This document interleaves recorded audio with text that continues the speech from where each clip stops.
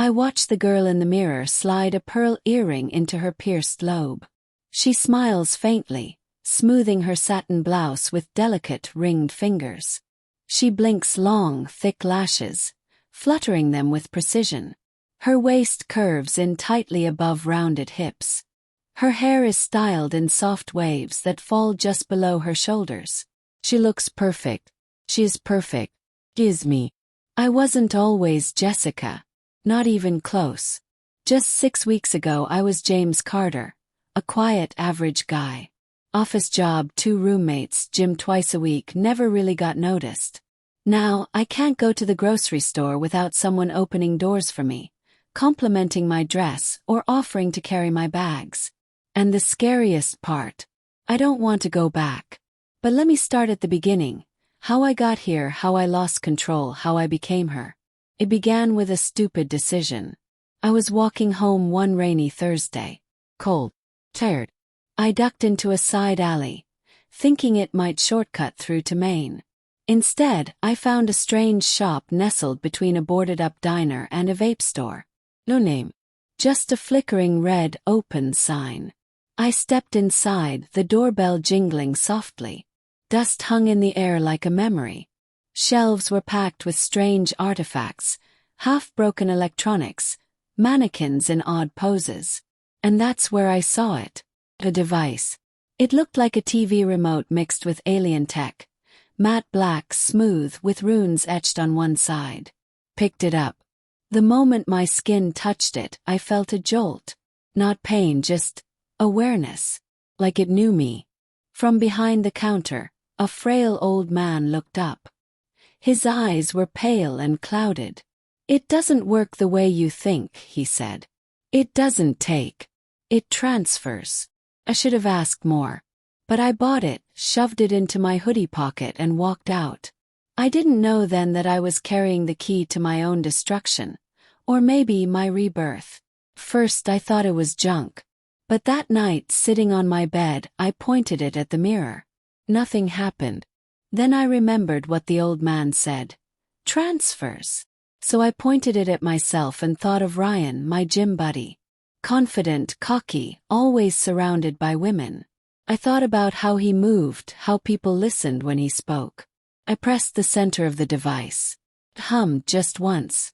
The next morning everything was different. My posture. My stride.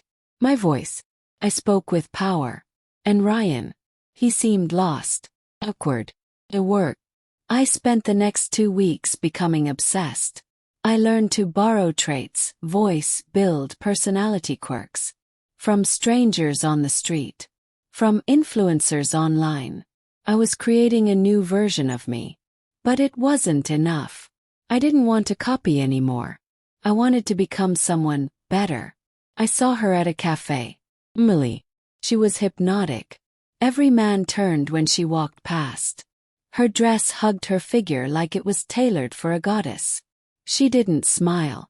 She didn't need to. She owned every space she entered. And I knew I needed what she had. So I followed her. Just a few blocks. At a distance, I aimed the device. I focused hard, confidence, grace, elegance. Pressed the center. Nothing. Not a flicker. I tried again. Still nothing. And then she turned around. "You're not ready," she said softly, as if she'd been expecting me.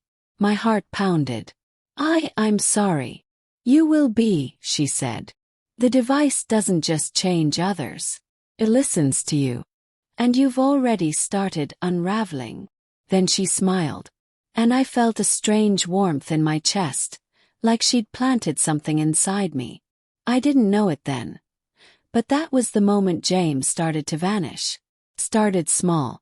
My skin grew smoother, like I'd shaved everything even though I hadn't. My voice, once deep and gravelly, now carried a lighter tone. Soft, melodic. I blamed sleep deprivation. Stress. Anything. Then came the dreams. I'd see myself in dresses. Wearing heels. Sitting, giggling, obedient, brushing long hair before a mirror. I'd wake up panting, hard, and ashamed. But the changes kept coming. My body hair stopped growing. My Adam's apple shrunk. I noticed my hips softening. My nipples swelled, tingling at random. One day I couldn't button my jeans. My chest had budding breasts. And worst of all, I didn't hate it. She came to my apartment. I didn't tell her where I lived. He just appeared. "You're changing beautifully," she said, walking around me like I was a specimen. "But you're resisting. That causes pain." "I want to undo it," I begged. "Why?" she asked. "You're becoming so much more. Isn't that what you wanted?" "No," I whispered. "I didn't want to be a girl. But the device heard your desire. You wanted grace, softness, power and beauty. So it gave you the source.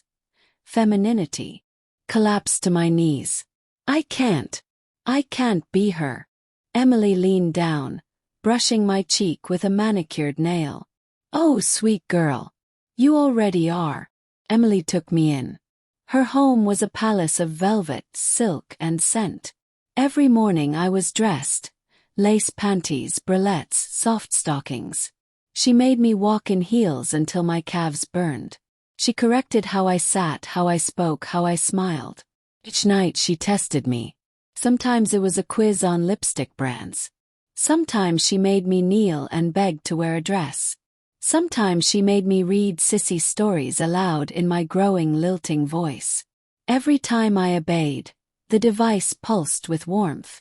Every time I rebelled, it corrected me. Punishments came in waves. Breasts swelling further, lips plumping, hips flaring out. It was molding me inside and out. One day I woke up and reached for boxers. But they were gone. All I had were panties. Silky ones. I didn't hesitate. I slid them on and admired how they hugged my soft curves. Then I paused. That moment, no hesitation, terrified me. But it was too late. I called myself Jessica at the salon when they asked for my name. I giggled when a man complimented my skirt at the market. I moaned when Emily whispered "good girl" in my ear. James was gone. Jessica was alive. And she loved being seen. I'm Jessica Monroe now. My ID says it. My clothes say it. My heart says it. I don't just wear femininity. I am it.